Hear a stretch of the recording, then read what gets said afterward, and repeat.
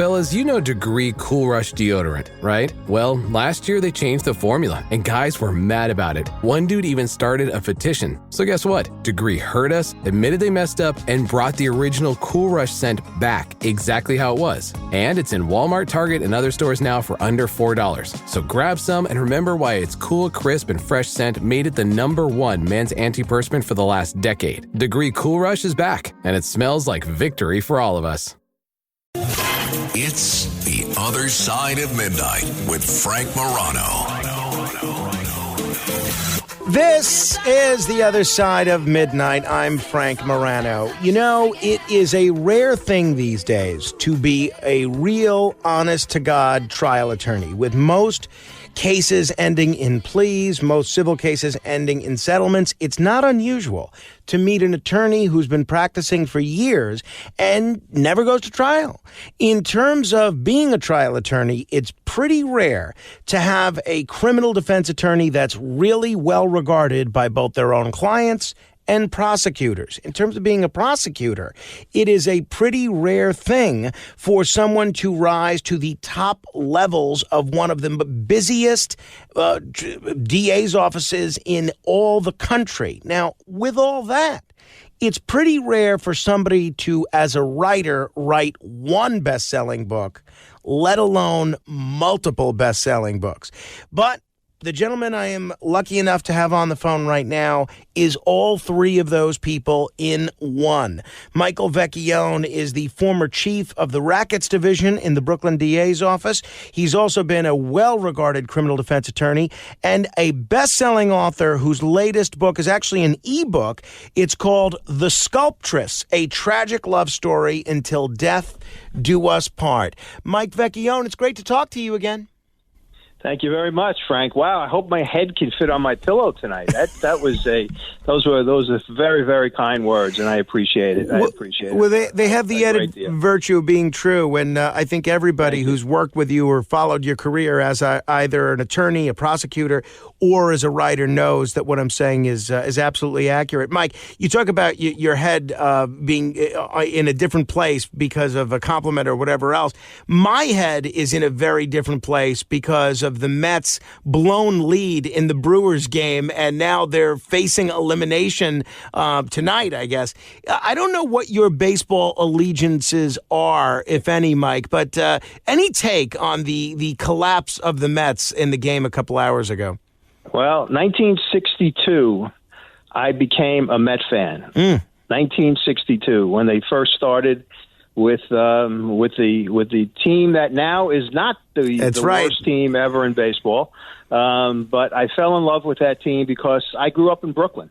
And my family all of my family were Brooklyn Dodger fans. And I had the great pleasure of once or twice in my very, very young life being brought over to Ebbets Field to watch a ball game. And so I, as my father used to say, we're National League fans here. We're not Yankee fans. And I've been that way since then to this day. And today tonight, I just, I hate to say this because Met fans have suffered over the course of years, but I almost came to expect it tonight. And I thought this because they were on such a great roll, and I wasn't surprised by last night. A lot of people were surprised, but I wasn't. But I think that they kind of exhaled last night after that game, and I think it showed tonight. And I have a feeling that the leaders in that clubhouse, Lindor and J.D. Martinez and some of the other vets, will get them back on track tonight for tonight. And I hope so, because and the other thing that was good is that the Braves were eliminated last night. So that was at least one bright spot in baseball for me. So that's where I stand. I'm a diehard Met fan. I will never be anything other than a diehard Met fan, and I just say, let's go Mets. You know, we're on in Chicago now, and we spoke about this in the 1962 New York Mets in the run-up to the Chicago White Sox breaking their record. It was difficult for me to explain to non-baseball fans how a team like the 1962 New York Mets, who were so terrible, who, again, until a few weeks ago, were the worst team in history, why they were also so lovable. As a guy that lived through it, explain that to folks. How did half of New York fall in love with a team that was so bad? Well, first of all, you have to remember that the Giants and Dodgers both left New York and abandoned us. And that left a ton of National League fans with no one to root for. They were not going to cross over and root for the Yankees. That just wasn't going to. So when baseball put a National League team back into New York, which was the Mets, of course, all of those fans now had a place to a team to root for, a team to watch, a team to go to the stadium and root for, and I think that was one thing. The second was Casey Stengel. Casey Stengel was the greatest showman in terms of baseball for that era and for that team, and it was a master stroke to name him the manager of that team.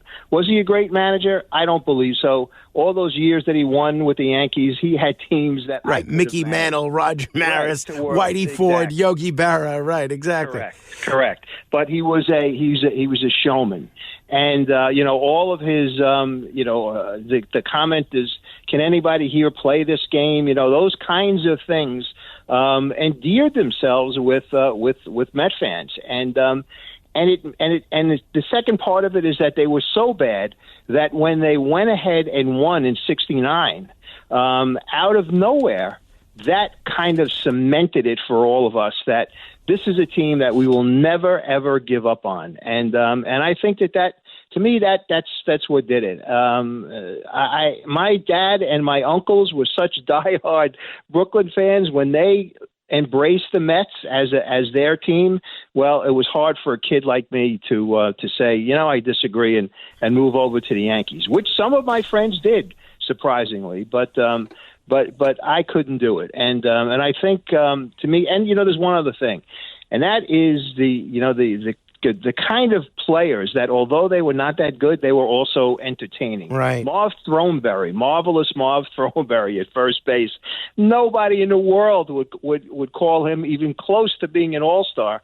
But he was another guy who, even when he made an error, he was so likable that fans embraced him. So all of those factors, I think, have played a role in embracing the Mets the way Met fans have done that. If you're having problems with your septic system and you're tired of spending so much money each year to have it pumped, then SeptiClean is the answer for you. SeptiClean is an advanced, specially formulated blend of bacteria used in the treatment of home and commercial septic systems. The breakdown of waste in your system relies on biological activity of naturally occurring bacteria. SeptiClean restores the natural biological process in your septic system and boosts the existing biological activity. SeptiClean is completely safe on all plumbing and can help prevent expensive emergencies in pumping. SeptiClean has approximately 6 to 100 times the bacteria count of other leading off-the-shelf brands in a 1-year supply. SeptiClean comes in a water-soluble pack, which you flush down the toilet once a month with no mess or stress. Save time, money, and maintenance on your septic system. Find SeptiClean at Emporium True Value Hardware on Main Street in Sag Harbor, or visit micro-tab.com. That's micro-tabb.com.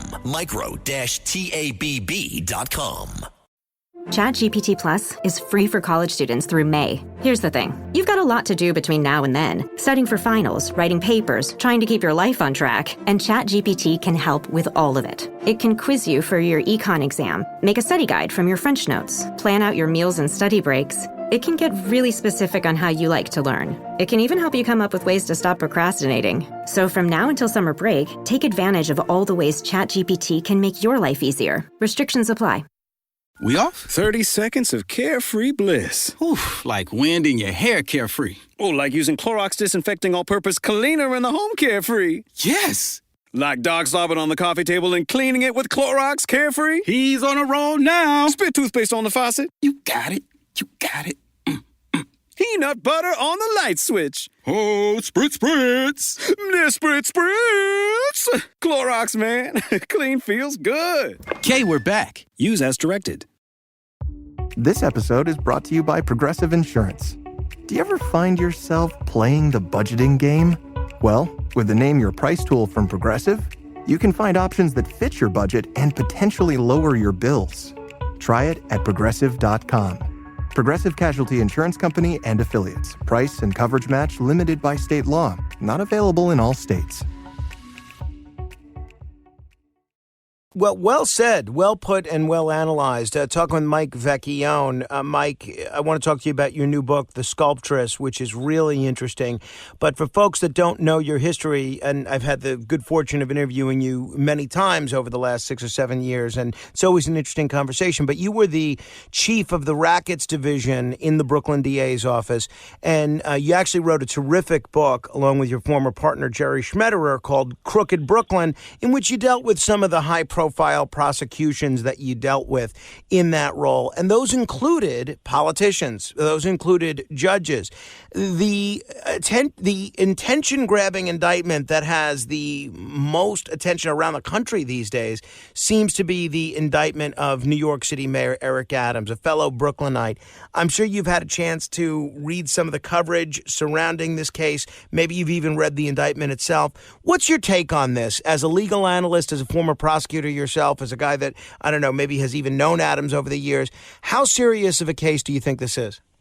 Well, I think that it is potentially a very serious case. And when I say potentially, I didn't say absolutely, because there is an issue with this case that I believe is somewhat unsettled in the minds of someone like me, but not necessarily in the minds of the Supreme Court. They have said that in order for a bribe to be proven with a government official like the mayor, there has to be a quid pro quo shown. There has to be a definite connection between that bribe and something that this person who's bribed does for the briber. I don't necessarily see that as being the strength of this particular case. I think that there is a huge possibility that when all is said and done, those counts in the indictment may very well be set aside by a court. And I know that there is a motion filed at the moment to do exactly that, to have the judge who is assigned to set aside those counts in the indictment. However, there are other counts that I am not aware of in terms of the actual evidence, and nobody is at this point. But there are telephone conversations that are mentioned in newspaper reports. I don't know what the subject matter of those telephone conversations were. I don't know if there's wire fraud involved in terms of using either computer or the mails or something else or telephones to commit these crimes. And those are federal crimes in and of themselves. So it's hard for a layperson, and I don't consider myself the type of layperson who hasn't ever done this before, because I have, but still I'm a layperson in terms of not knowing the intimate details of this indictment. I believe that that the mayor and the city government are in trouble. That's what I believe, because not necessarily because of what may come out of this indictment, but because of what public opinion, or how public opinion has been formed and influenced by the fact that this guy has been indicted, A, and B, that basically his entire administration is now resigning. So that does not give me, as a lifelong New Yorker, confidence in the mayor, and it does kind of make me wonder whether or not the feds have something more to add to this indictment that may come down the pike. I also have one other thing, and that is I don't know who the informants are. And when you say, well, who maybe this done, I can't believe that this case came down without informants. And when I say that, I'm talking about people who are involved with the mayor in maybe his administration, in his campaigns, in his life outside of politics. that have been turned by the feds. I expect that somewhere along the line we're going to find that out. And if that's the case, then he's got a very difficult mountain to climb. It's going to be very interesting. Last question about this. One of the things that I've heard from supporters of both Eric Adams and Donald Trump is that this is maybe some sort of selective prosecution, some sort of selective targeting in retribution for the mayor's comments on migrants or calling out the president or anything along those lines. Obviously, the U.S. attorney works for the president, and if the president feels like Eric Adams is no longer a political ally anymore, maybe something that he would have turned a blind eye to, they're not going to be willing to do that anymore. As a guy that's been a prosecutor, at least on a local level, do you put any stock into that argument or that defense, Mike? Yeah, I do. I think lawfare has been used against former President Trump. I'm familiar with those cases, and you can see what happened in Florida. The case was completely dismissed. Half the case was dismissed in D.C., and they had to re-indict, and he just changed a few words and to avoid the Supreme Court decision that talked about immunity for a president in certain situations. And I followed the case in Manhattan. The case that Alvin Bragg brought. Right, the so-called that hush case money was case. Oh my God, that case was a joke. As a prosecutor, I was embarrassed because I would have never even come close, and neither would D.A. Hines, who I worked for, come close to doing a case like that. I did cases and we put cases together against the head of the Democratic Party and one of the most powerful Democrats in the country, an assemblyman. We did 3 Supreme Court judges. We did an assemblywoman, and we did two corrupt police officers, and we had to have a case, in my opinion, and before I would have gone in to the grand jury, that was beyond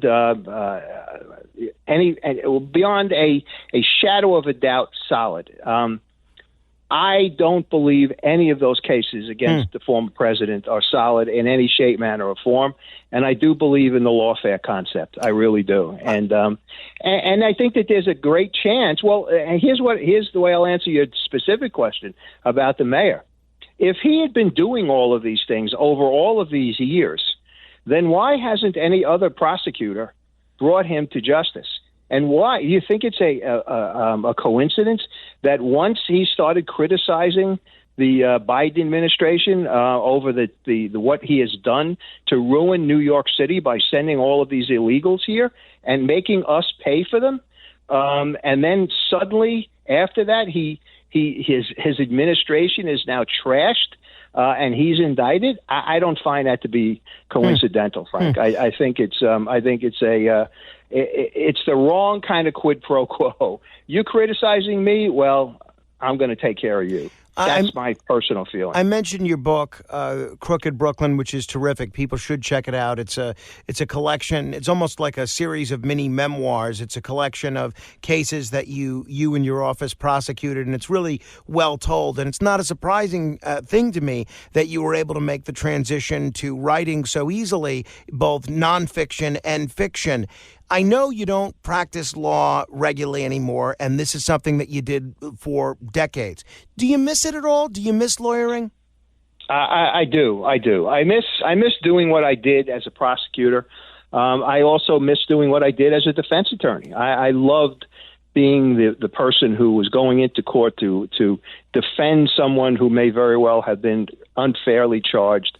I loved being a prosecutor so I could charge someone who did damage to a family or family members or to an institution. I do miss that. And quite frankly, Frank, I would have been, I don't know where I would be today in terms of my own head and my own psyche if I didn't start getting into writing, because I couldn't have just simply stopped doing anything connected to to the law. And writing Crooked Brooklyn was the connection that allowed me to kind of come down from where I was slowly and gradually, as opposed to being dropped, on my head when I left the DA's office.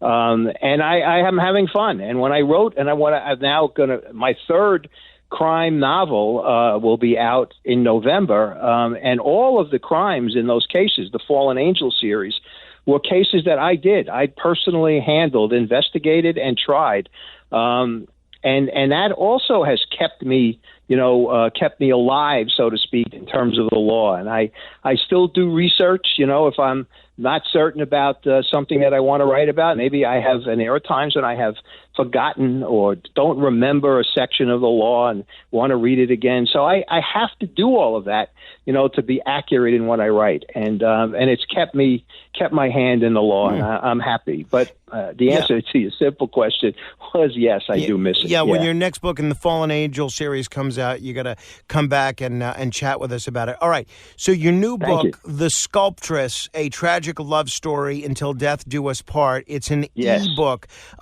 Is the process for writing an e-book any different from writing a standard conventional book? Well, no, it's not in terms of the actual content, not at all. What it is a they used to be called short stories, and I did. Jerry Schmetter and I did two other ebooks, one called Hand of the Killer, and the other one was Murder on the Bridge. There were two cases that I handled also when I was at the DA's office, and they were at that point called Kindle Singles by Amazon, and you could self-publish them, do all of the paperwork that needed to be done, and Amazon then would put them up for sale, and we did our publicity tours. We went to various places and talked about them, and at that time the price was 99 cents for a story like that. Well, I wrote in between one of the Fallen Angel Book 1 and Book 2.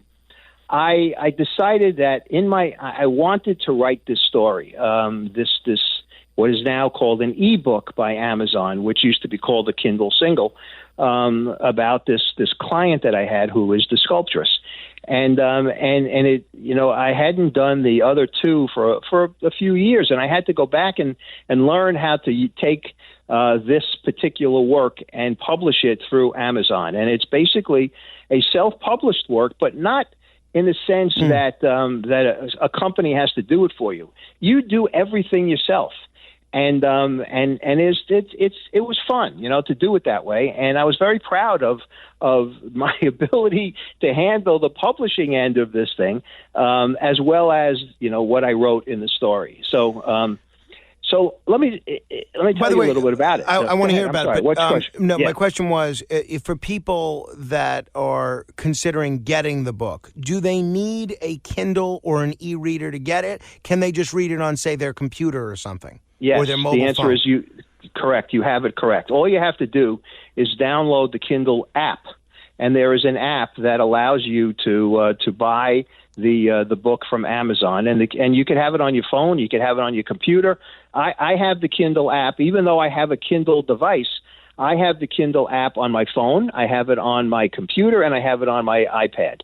So it costs nothing to download the Kindle app, and then once you have it, you can then buy whatever books you want, including the Kindle ebooks like The Sculptress. Gotcha. So all right. It's a very simple matter. Let's talk about the Sculptress, A Tragic Love Story Until Death Do Us Part. I know this is based on a case you were actually involved in. What was your involvement in the case? Was this in your prosecutor's role, your defense attorney's role, or something else? No, I was a defense attorney, and ironically, it was just about the time that I was going back to the DA's office. I had been offered to go back to the DA's office in 1992. I started again in 1992. I got the call from Heinz's office during 91.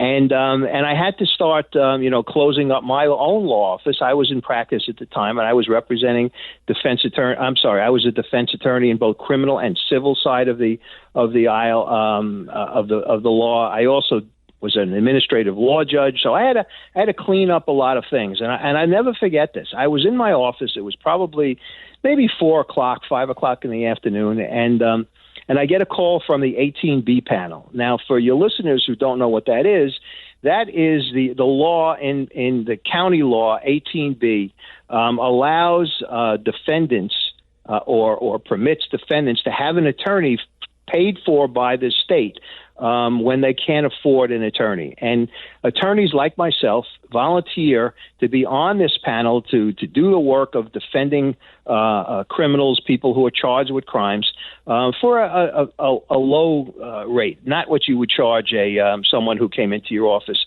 as a private client. You did get paid. It wasn't all that much. But it was good practice, and I also wanted to give back. I had been practicing a long time, and I felt that there are a lot of people out there who were indigent, who needed somebody like myself to defend them, particularly in a murder case. And I was on the murder panel. I was one of the people who they would call when they had murder cases to dole out for people who couldn't afford to have to pay for an attorney. So I'm in the office, and I get a call from the 18B panel, and it was the murder panel, and they said, "Oh, glad we caught you. We have a case for you, and we need to do it. You need to get out to Kings County Hospital that right now, because they're going to do an arraignment on a woman who's charged with murdering her husband." That's all I knew, Frank. All I knew. And so I got in my car, drove out to Kings County Hospital. I had no idea how she murdered him. I had no idea even what her name was at that point until I got to the hospital. And I spoke to a nurse. There was no one from the court there yet. And she told me her name and said, this is she's in that bed. Now I knew obviously she had been injured, but I had no idea to what extent. Frank, I walked in and I looked at the person laying in the hospital bed, and I didn't see a person. I saw something wrapped in white gauze, totally her entire head, face, hands were above the covers, the sheets of the bed. All of her hands were covered in gauze. Her arms were covered in gauze, and she could barely speak. I couldn't understand anything she said to me. I told her who I was. She acknowledged. She looked at me and she acknowledged who she was. And I said to myself, how can anybody do an arraignment on this woman? She can't even talk to me, and I'm her attorney. I can't defend her if I don't know what's happened to her. Now, I did learn from the nurses that she had been burnt. She had killed her husband. There was a fire involved, and all of what I saw in terms of the bandages was as a result of her being burnt. And it was horrible. I mean, it was just horrible. And I got to tell you that even if there were no bandages on her hands, they were not able to. We wouldn't have been able to do the arraignment anyway, because she couldn't be fingerprinted. The fire that she was involved with had burnt the fingerprints off her fingers. So the doctors told me that her finger, the skin on her fingers and her prints would come back, but it was going to take several months. Now, she was charged with murder at that point, and she was handcuffed to the bed as best that she could. Where she was going to go, I have no idea. But she was in custody, and there was a cop outside the door watching her, as the PD would do for someone who's under arrest. And it took probably 3 or 4 months for the arraignment to take place. That's how long it took for her fingerprints to come back. But in those months, I was able to speak to her. She started to come out out of this horrific situation and was able to talk. It was very difficult in the beginning to understand her because she was constantly emotional, constantly crying, and I got this story, and essentially the story. And I'll give a brief outline because I really think that your listeners could spend the $2.99 and buy this story. No, I completely agree. They're not going to be sorry. Yeah, she was the victim of abuse by her husband for decades. She married him when she was in the second year of college. She was a very, very smart woman, came from a wonderful family in Brooklyn. She came, when they moved to Brooklyn from the South, she went to Catholic grammar school. She went to Catholic high school. She was accepted into Pratt Institute because she wanted to be an artist. And Pratt Institute is one of the best institutions in the country for art, and it's a whole kind of panoply of art, not only painting or sculpting. It's acting and other kinds of artistic endeavors. And she wanted to be an artist, and she settled on sculpting in her first year. And she began to sculpt, and her professors recognized that this was a woman with terrific talent. And she was doing very, very well, and was planning on becoming, getting into her art proficiently, and then going after she graduated to, high, and had the ambition to be someone who was admired in the art world. The second year in college, she meets her husband, and she falls in love. And Frank, she fell in love like you cannot believe. I mean, she really fell for this guy, and they got married. He talked her into marrying him, and talked her out of school. He wanted her to go to work. I'm sorry, to be a housewife while he worked, and raise kids, and he had this very quote unquote traditional idea of what a wife should be, and she acquiesced. She agreed, and she did that, and he couldn't find a job. He was someone who she thought was just the greatest thing since sliced bread, and he couldn't find a job. So what does he do? He joins the Army. And he goes away, and they're married, and she leaves. He leaves her in Brooklyn, and the plan was for him to do his 2 years. It was a voluntary post-Vietnam, so it was a voluntary 2-year service time. And when they got back, he felt that he would be able to find the job. He would have learned the skill, et cetera, et cetera. And she kept up with.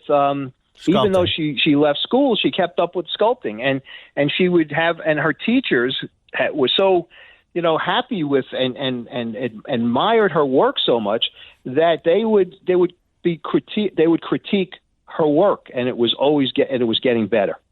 So he comes back from the Army, and he left, and one day comes back. Now, you and I both know that you don't go into the Army at a boot camp and you come back, within a couple of weeks. That's what happened. He lied to her and told her that he had come out of basic training and that he was awaiting assignment, his permanent assignment. Well, she was happy to have him back, but she thought something was odd about it. And she found out a couple of days later when a knock at the door, she opened it, and 2 MPs were at the door ready to arrest her husband because he deserted. And she this is how much she loved him. She was angry at him for lying to her, but she was sad for him because she felt that wherever he was assigned, he was going to have a problem because the people that he was going to be working with would always consider him to be a deserter. That's how much she cared for him. So he went in. He did not. He got a little bit of time in the brig, but or whatever they call it in the Army, and he went off to Germany. 2 years later, he comes back. She has, I think, trying to remember, she had one of her sons by that point. I'm just not sure. But he comes back, and she's happy as hell that he's back.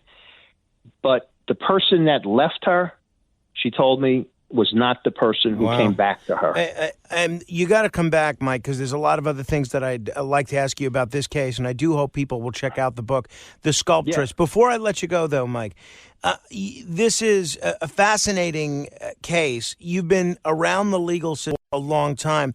My question is, how do you think this case would be handled differently, if at all, if it occurred today, in light of things like the Me Too movement and broader awareness of things like domestic abuse? Would things have gone the same way, or would this be well, tell me briefly, if you can, how this would be different today.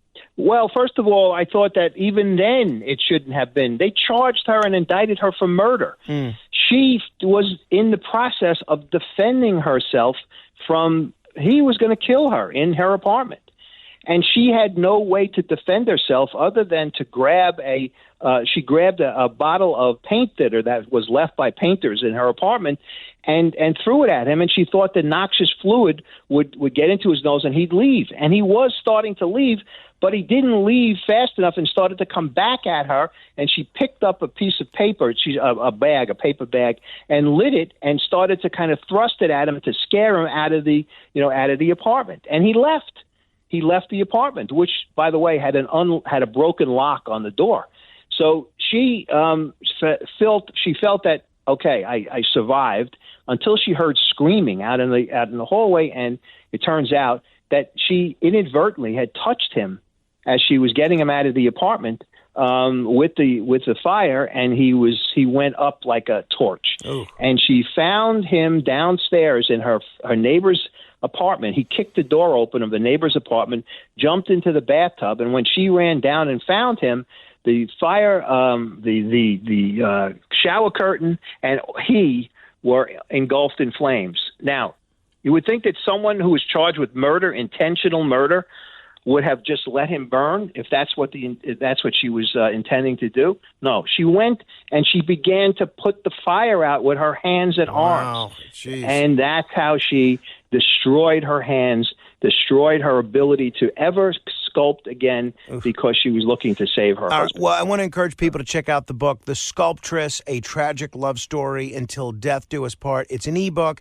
You can it's available on Amazon, whether you have a Kindle or not. You can read it on your phone. You can read it on a computer. You could also just search for Michael Vecchione, and a whole world opens up in terms of literature, both fiction and nonfiction. Mike, let's talk again soon, because I have a lot of other questions about this case and some of the other things that you're up to. Thank you. Thank you, Frank, for having me. And anytime you want me back, I'm happy to be back. And once again, I can't thank you enough. It's wonderful talking to you. Believe me, we're definitely going to take you up on that. Hey, if you want to comment on any portion of my conversation with Michael Vecchione, you can feel free to give us a call or give me a call, 646-720-0635. That's 646-720-0635. This is The Other Side of Midnight. Straight ahead. If you're having problems with your septic system and you're tired of spending so much money each year to have it pumped, then SeptiClean is the answer for you. SeptiClean is an advanced, specially formulated blend of bacteria used in the treatment of home and commercial septic systems. The breakdown of waste in your system relies on biological activity of naturally occurring bacteria. SeptiClean restores the natural biological process in your septic system and boosts the existing biological activity. SeptiClean is completely safe on all plumbing and can help prevent expensive emergencies in pumping. SeptiClean has approximately 6 to 100 times the bacteria count of other leading off-the-shelf brands in a 1-year supply. SeptiClean comes in a water-soluble pack, which you flush down the toilet once a month with no mess or stress. Save time, money, and maintenance on your septic system. Find SeptiClean at Emporium True Value Hardware on Main Street in Sag Harbor, or visit micro-tab.com. That's micro-tabb.com. Micro-tabb.com.